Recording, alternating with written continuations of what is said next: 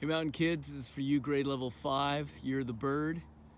I'm out here in American Valley and looking at a couple of ravens flying by. Now that we have reached winter time, our populations have changed a lot up here because they change every season as birds fly in to nest for the summer.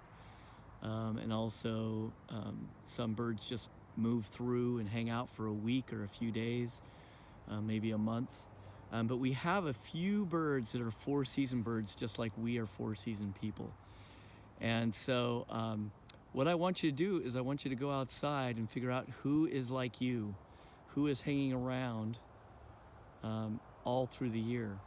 Here actually on this light pole is a red-tailed hawk on the top of there, another one of our year-round residents.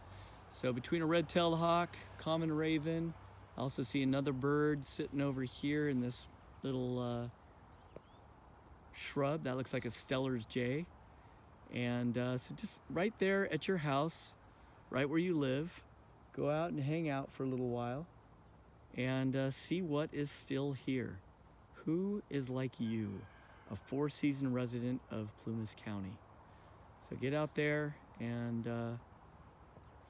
see who's sticking around for the coldest months of the year. Take care.